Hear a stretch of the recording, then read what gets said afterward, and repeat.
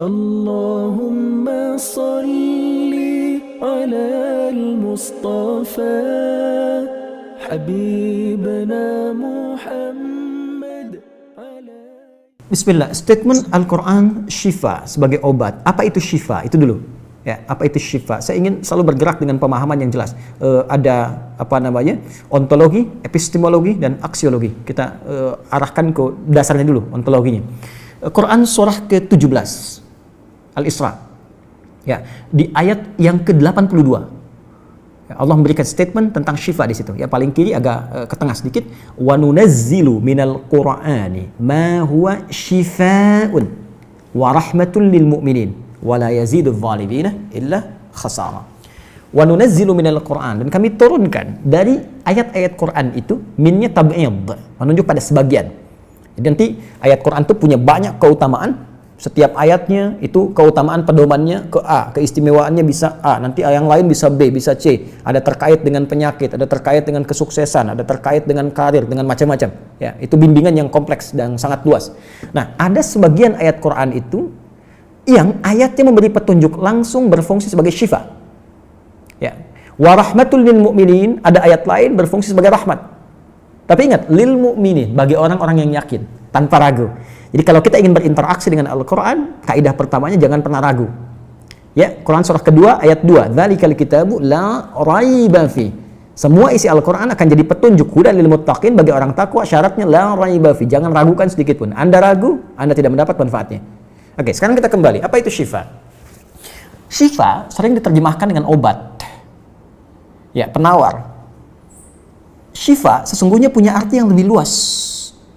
Ya, obat itu di dalam Al-Quran, bahasa diksi Al-Quran, juga hadis, bahkan standar bahasa Arab biasa, itu setidaknya punya dua, ya, diksi dari dua kasus yang terjadi. Ya. Satu begini, jika penyakit ya, yang butuh obat, penyakitnya itu berupa penyakit fisik saja, secara fisikal.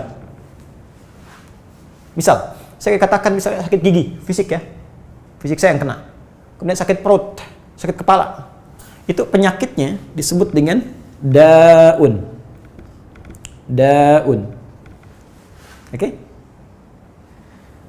Penawarnya, obatnya disebut dengan dawaun. Ini. Baik kan? Ya. Karena itu ada kalimat begini yang disandarkan pada Nabi SAW, likulli da'in dawaun. Di setiap penyakit fisik itu mesti punya keyakinan pasti ada obatnya. Jelas ya? Nah, yang kedua, ada jenis penyakit terkait dengan fisik juga, tapi sudah melewati batas-batas dawa. Jadi ini menggunakan obat medis standar, ya, ini susah. Bahkan sebagian mengatakan, dokter mengatakan, wah ini nggak bisa nih, udah give up gitu kan? It's impossible, ini nggak mungkin, ya. Jadi sudah give up di sini, ini udah nggak memungkinkan. Nah. Atau yang kedua, penyakitnya tidak terkait dengan fisik secara langsung, tapi ada yang terkait dengan aspek-aspek psikal, ya. Secara psikologis, penyakit hati, iri hati, dengki, dan dendam, dan itu juga berpengaruh kepada fisik, tapi sudah melampaui batas fisik. Orang iri hati kan fisiknya terganggu, kayak enak makan, kan? Ya, pusing, tidur, bahkan tidur pun masih nggak enak, ngigonya juga masih dengki juga, gara-gara kamu nih tidur, masih keluar kalimat itu, ya, nggak enak kan? Dan nggak mungkin berobat mencari dawa, nggak mungkin. Ya, silahkan cek ke rumah sakit, ada poli dendam, poli iri hati, nggak mungkin. Ya, yang ada poli gigi, poli mata, kan? Ya, poli iri hati, poli dendam, nggak ada, poligami nggak ada di rumah sakit. Anda nggak mungkin menemukan itu. Ya, nah maka penyakit yang lebih lekat kepada aspek non fisik itu seringkali diistilahkan oleh Al-Quran dengan kata marad namanya, maradun. Ya, penyakit hati. Karena itu ketika Allah menyifati orang munafik yang hatinya bermasalah, Allah tidak menyebutkan kata daun, tapi menyebutkan kata marad. Silahkan cek di Quran surah kedua Al-Baqarah ayat 10. fi qulubihim marad. Ya. Di dalam hati mereka ada penyakit. Hati yang di sini bukan hati fisik ya. Ya, tapi sumber kehidupan kita. Yang ditetapkan oleh roh. Nanti ketika fisik itu mulai sempurna selama 4 bulan jadi mudghah. Jadi kan ada 3 tahapan seperti kita ketahui, ya. Dari mulai di Al-Arba'in, kalau kita baca Al-Arba'in, Al-Imam An-Nawawi, hadis nomor yang keempat, ya, Abdullah bin Mas'ud radhiyallahu ta'ala anhu, qala Rasulullah SAW, huwa as-sadiqul masduq, inna ahadakum yujma'u fi batni ummihi 40 yawman nutfah. 40 hari pertama, ya, itu baru berbentuk penyatuan, perpaduan antara spermatozoa dengan ovum, thumma yakunu alaihi 'alaqah, kemudian misla dzalika 'alaqah 40 hari kedua berbentuk zigot yang telah menempel di dinding rahim. Tsumma yakunu mithla dzalika mudghah, 40 hari ketiga berbentuk mudghah, daging keratan. Bahkan sudah jadi bahasa sekarang ya di masa kan bahasan janin ya di kurikulum kedokteran saya lihat redaksinya sama, mudghah ya. Nah, dalam fase ini kemudian ditiupkan roh ya, wa yursalu alaihimul malak alaihil malak, dan diutus malaikat, wa yu'maru bi katbi arba'in, dan diperintahkan menetapkan 4 hal. Nah, saat ditiupkan roh ini itu terjadi kemudian penyatuan antara fisik dengan roh. Itu ada di Quran surah ke-15 ya. Ayat ke-28. Ya, wa idz qala rabbuka lil malaikati inni khaliqun basyara min salsalin min hama'in masdun fa idza sawaituhu wa nafakhtu fihi min ruhi. Jadi roh masuk ke dalam jasad seseorang, ya, ke dalam fisik seseorang. Ketika sudah masuk, dia bisa bernafas kan, ada kehidupan, unsur kehidupan. Karena itu nafas terambil dari bahasa Al-Qur'an. Jadi begitu kemudian sudah masuk roh ke dalam jiwa, menjadi nafas namanya, berubah dari roh jadi nafas. Ya, maka dia membawa 2 potensi. Ya, ada fujur, ada takwa. Di Quran surah 91 ayat 7 sampai 10. Wa nafsi wa ma sawwaha fa alhamaha fujuraha wa taqwaha. Jelas ya? Maka wa nafsi wa ma sawwaha, jika roh sudah masuk ke dalam jiwa jadi nafas, dan disitulah manusia bisa bernafas. Tapi jangan lupa dia membawa 2 potensi. Ada potensi kebaikan, takwa, ada katalis kebaikan. Saya tidak mengatakan yang buruk. Itu katalisnya. Jadi lawannya langsung. Yaitu jujur lawannya dusta. Ya, marah lawannya sabar. Yang sabar itu takwa, jujur itu takwa. Yang marah, yang sombong, yang bohong itu namanya fujur, itu katalisnya. Di Allah menciptakan sifat marah bukan ingin membuat Anda pemarah, tapi ingin kemudian memacu supaya yang sabarnya muncul. Sebab kalau nggak ada marah, bagaimana bisa ada sabar? Itu cara membacanya. Nah, di sini terjadi pergolakan. Ya. Apa kaitannya dengan ini? Orang-orang yang tidak bisa mengendalikan sifat takwanya dan tidak menjadikan sifat fujurnya sebagai katalis, tapi diikuti menjadi dominan, maka jadi penyakit di hatinya. Itu yang disebutkan dengan marad namanya. Ya, itulah yang memunculkan penyakit riya, pamer, gitu kan? Sum'ah, ingin didengar orang, sombong turunannya, ya, kemudian dendam dan sebagainya. Ini marad. Marad ini dan penyakit yang sudah melewati batas fisik, kalaupun terkait dengan fisik, nggak ada obatnya dari dawa. Yang ada hanya syifa. Syifa. Maka jika ada orang tertentu yang terkena penyakit fisik yang sudah di luar batas dawa, yang medis misalnya udah nggak bisa nih, ini nggak mungkin, maka beralihlah dari dawa ke syifa. Ini yang pernah dilakukan oleh Nabi Ayyub alaihissalam. Ketika diuji dengan penyakit, Allah contohkan langsung supaya kita bisa meniru. Bukankah ayat ini turun ketika Nabi diuji dengan penyakit? Ya, supaya memohon kepada Allah. Jadi kan Nabi Ayub kan divonis dengan penyakit yang tidak pernah diderita oleh orang sebelum beliau, tidak akan dirasakan oleh orang setelahnya. Yang paling menarik apa yang dilakukan? Ketika semua mengatakan nggak mungkin, lalu turun kemudian gambaran dari Allah. Quran surah ke-21 ayat 83 sampai 84. Wa ayyuba, pakai fathah loh, bukan dhamma, bukan kasrah. Ya, fathah itu menunjukkan sesuatu di masa lalu untuk dibuka bagi orang di masa depan. Ya, fathah itu dibuka. Itu ilmu lughahnya. Saya spesialisasi di bahasa Arab. Jadi di antara makna itu fathah, kenapa ada fathah, ada dhamma, ada kasrah, itu ada maknanya. Wa ayyuba, dan kami buka kisah Ayub di masa lalu sebagai inspirasi untuk orang di masa depan.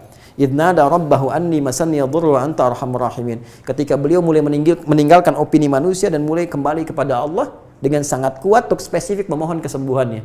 Ya Allah, penyakit ini sudah mengganggu saya. Untuk ibadah, itu poinnya.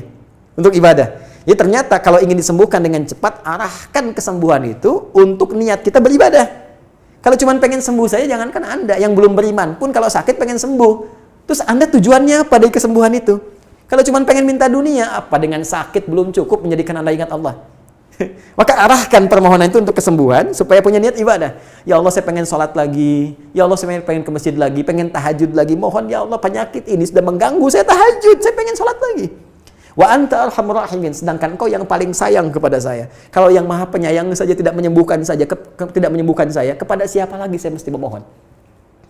Nah, tahu apa yang terjadi? Begitu kalimat itu muncul dengan penuh kekuatan, keyakinan, visi yang benar, memanggil Allah dengan panggilan yang sangat halus, lembut, ya, terasa ke dalam jiwa, maka jawabannya tidak menunggu lama. Fastajabna lahu fakashafna ma bi min dhurrin wa atainahu ahlahu mithlahu ma'ahum rahmatan min indina wa dzikra lil 'abidin. Lihat ujung ayatnya. Kami langsung sembuhkan penyakitnya. Kami singkapkan semua rasa sakitnya. Kami kembalikan semua yang dia rasakan rugi.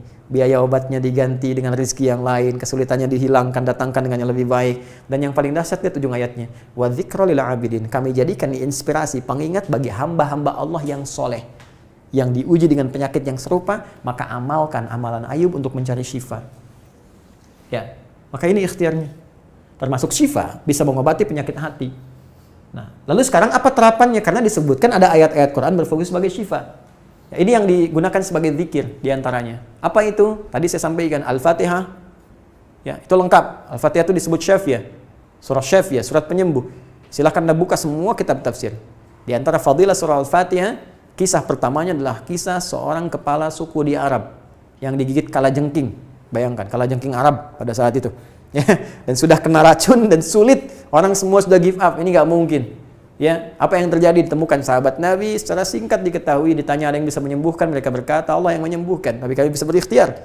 Dipanggil mereka, dibacakan Al-Fatihah sekali bacaan, tanpa diulang-ulang, tanpa pakai alat-alat tertentu, tiba-tiba syufia disembuhkan sampai diberikan hadiah berupa beberapa kambing. Tapi mereka, mohon maaf izin, Ibu Rektor dan sebagainya, mereka khawatir jadi gratifikasi. Dibawalah kambing itu kepada Nabi, disampaikan, boleh nggak makan dari sini? Jawab Nabinya apa? Dari mana kalian tahu kalau surat itu bisa berfungsi menyembuhkan? Al-Fatihah. Tapi gimana cara baca Al-Fatihahnya? Karena dulu orang sekali baca sembuh, sekarang orang 1000 kali malah nambah penyakit. Apa yang salah? Nah, berarti nanti ada terapan lagi ilmu yang lain, kan? Nanti ada surah ke-26, Asy-Syu'ara ayat 80, itu zikirnya Nabi Ibrahim. Biasanya saya praktekkan ini, ya termasuk dengan kawan-kawan, saya suka sampaikan kalau ada yang dirasa-rasa sambil dipegang, sambil kembalikan kepada Allah, baca wa idza maridtu fahuwa yashfin. Kalau saya sakit pasti Allah sembuhkan, nggak mungkin dititipi penyakit kalau nggak ada hikmah di balik itu. Jadi saya amalkan saat diundang saya ke Kalimantan untuk ceramah, tiba-tiba ceramahnya ba'da maghrib, sore hilang suara. Hilang. Sama sekali nggak ada. Ya begitu salat, ya kita sama amalkan tadi dengan penuh keyakinan, minta ikhtiar juga, pakai fresh care gini, tapi kita minta ya Allah, ya wa idza maridtu fahuwa yashfin. Kalau saya sakit pasti Allah sembuhkan. Nggak mungkin ditugaskan kalau Allah nggak berikan perangkatnya, pasti diberikan. Nah, tahu apa yang terjadi? Begitu ngimamin maghrib, suara keluar, serak-serak, basah. Begitu tausiah, keluar sempurna. Ba'da isya nyambung, keluar sempurna. Habis ceramah, hilang lagi suara. Hilang lagi suaranya. Supaya disuruh istirahat, gak banyak nanya orang gitu kan. Tapi itu menarik. Dan puncaknya tadi, Quran surah ke-21 ayat 83 sampai dengan 84. Tergantung kasusnya. Kalau di kasusnya misalnya kasus mohon maaf ya terkait dengan kehamilan, nanti ada lagi yang lain ayat-ayatnya ya. Misal di Quran surah ketiga ayat 38 sampai 39, nanti di Quran surah ke-19 menjelang persalinan dari ayat ke-25 sampai dengan ayat ke-26, nanti di Quran pas kalau sudah berkembang janinnya, ada di Quran surah ke-7 misalnya ayat 189 dengan doanya dan turunan lainnya. Bahkan bisa diamati teman-teman yang di SPOG misalnya, atau di kebidanan ada nanti ayat-ayat spesifik, Quran surah ke-22 ayat yang kelima, ya ada di Quran surah ke-23 Al-Mu'minunnya, ya ayat 11 sampai 13 itu lengkap sekali. Kita bisa gali sampai ke situ. Itu yang kita maksudkan syifa. Jadi keluarkan ayat-ayatnya, tapi bukan sekedar dibaca, dalami isinya. Sehingga paham apa yang harus dilakukan. Karena di sini nanti ada konsep ikhtiar juga. Ikhtiarnya bagaimana, ya secara medisnya seperti apa, dan pertolongan kepada Allahnya bagaimana. Terakhir Nabi pernah datangi seseorang, dia minta disembuhkan. Ya Allah, ya Rasulullah, si fulan sakit, tolong sembuhkan. Kata Nabi, idhab ila tabib, pergi ke dokter. Kata orang ini, Anda kan Nabi, tinggal berdoa disembuhkan. Jawab Nabi sangat elegan. Pertanyaan orang ini bagus, Anda Nabi, berdoa dikabulkan, pasti. Tapi jawab Nabi sungguh elegan. Kata Nabi, kesembuhan itu dititipkan di tangan para dokter. Jadi Nabi ingin memberikan satu isyarat, Anda tetap ikhtiar. Karena tidak selamanya Nabi akan hidup. Ya, karena itu dokter-dokter mesti belajar. Saya menambahkan dokter-dokter yang bisa belajar dari Quran juga. Saya mengharapkan nanti ada dokter mata yang hafal, ya, misalnya ayat-ayat tentang doa, ayat tentang mata, ya, riset tentang ayat-ayat mata, hadis-hadisnya apa, sehingga Anda bisa menerapkan resep-resep yang indah. Ya, waduh, kenapa nih dok, mata saya nih nggak bisa dikontrol nih, sakit. Kenapa? Saya kalau ngelihat tetangga beli kulkas sakit, kan nggak bisa dikasih obat tuh ya. Anda bisa kasih resep Quran surat sekian, ayat sekian, ayat sekian. Nah, itu yang banyak kejadian sekarang. Ya, orang matanya sehat tapi tidak bisa membedakan mana milik dia, mana milik orang lain. Demikian juga dengan yang lainnya. Itulah syifa. Wallahu taala a'lam bissawab.